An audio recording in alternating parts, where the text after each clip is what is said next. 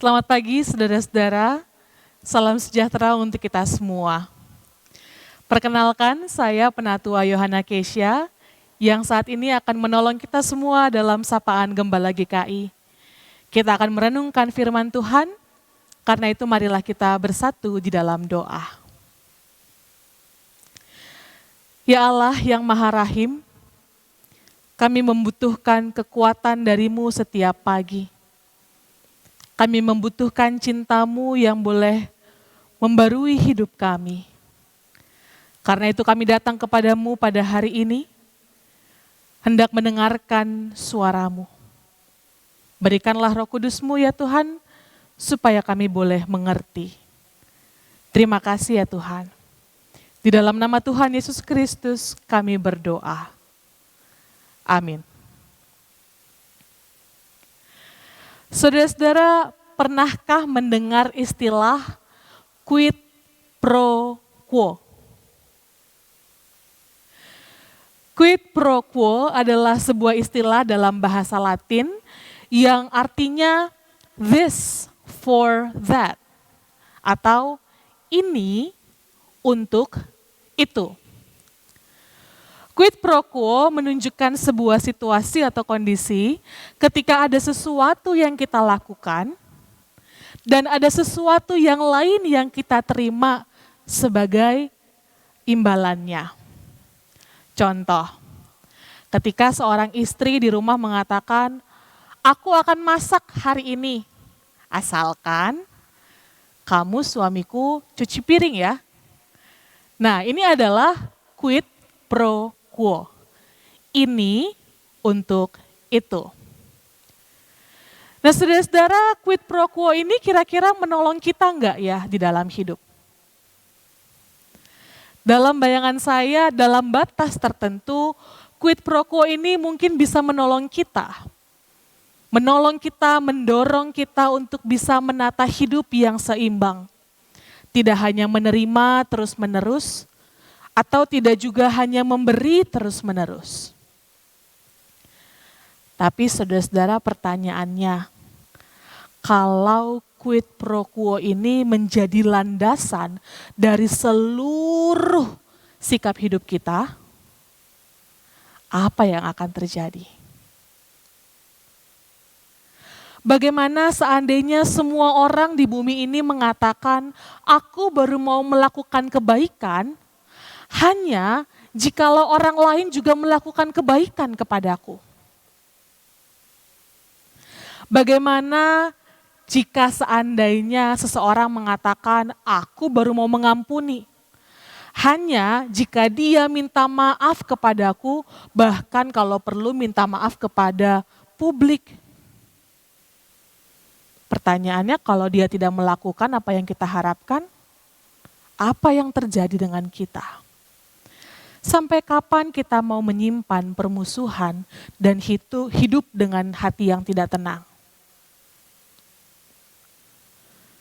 Saudara-saudara, jika hidup ini selalu dilandasi oleh quid pro quo, maka pertanyaannya adalah, mau bagaimana hidup kita? Sampai kapan kita mau menggantungkan seluruh hidup kita hanya pada berdasarkan pilihan-pilihan yang dibuat oleh orang lain?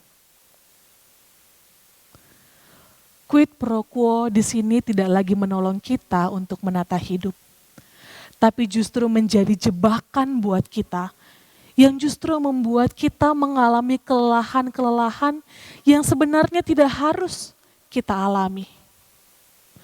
Membuat kita harus menanggung beban-beban yang sebenarnya tidak harus kita tanggung. Nah, saudara-saudara terkasih, pertanyaannya bagaimana kita bisa lepas dari quid pro quo ini? Mari kita bersama membaca firman Tuhan yang ditulis di dalam kitab Yesaya pasal 55, ayatnya yang pertama, mengatakan demikian. Ayo, hai semua orang yang haus, marilah dan minumlah air. Dan hai orang yang tidak mempunyai uang, marilah. Terimalah gandum tanpa uang pembeli dan makanlah. Juga anggur dan susu tanpa bayaran.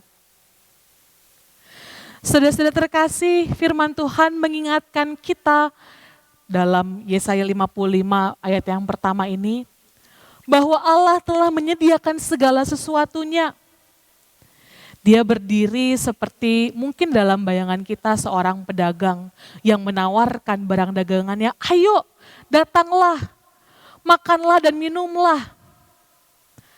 Hanya yang menarik di sini adalah dia memberikan segala sesuatunya tanpa harga yang harus dibayar. Gratis. Ia memberikan roti yang mampu memberikan kekuatan dan kehidupan. Dia menawarkan anggur dan susu yang mampu memberikan sukacita dan kehangatan. Dan semua bisa didapatkan tanpa bayaran. Kita hanya perlu datang dan menerimanya. Saudara-saudara terkasih, pemberian yang diberikan secara gratis inilah yang kita kenal dengan istilah kasih karunia. Kasih karunia Allah inilah yang terus-menerus setiap hari mewarnai kehidupan kita. Sehingga kita tidak harus terjebak pada sistem quid pro quo yang dibangun oleh dunia ini. Kasih karunia dari Allah membebaskan kita dan membasuh kita. Sehingga kita tidak lagi harus melakukan sesuatu karena merasa terbeban atau berhutang budi pada orang lain. Tetapi kita bisa melakukan kebaikan-kebaikan, kebajikan-kebajikan, karena kita dipenuhi oleh syukur. Karena kekuatan kita sudah diperbarui. Kasih karunia dari Allah mampu terus-menerus mewarnai hidup kita. Sehingga hidup kita hari ini tidak harus bergantung pada luka-luka yang kita alami di hari kemarin. Hidup kita hari ini tidak harus bergantung pada perbuatan-perbuatan buruk yang kita terima di masa yang lampau. Hidup kita hari ini adalah hidup yang diwarnai oleh kasih karunia Allah yang membasuh, yang memulihkan, yang memberikan kekuatan dan sukacita. Sehingga ada masa depan yang lebih baik untuk setiap orang yang mau datang kepadanya dan menerima pemberiannya yang cuma-cuma. Saudara-saudara, kasih karunia Allah memutus sistem quid pro quo yang kita bangun di tengah dunia.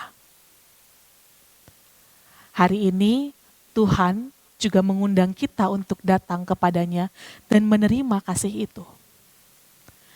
Kasih itu akan membasuh jiwa kita dan akan menolong kita juga untuk bisa melakukan kebajikan-kebajikan kepada orang lain dengan sukacita.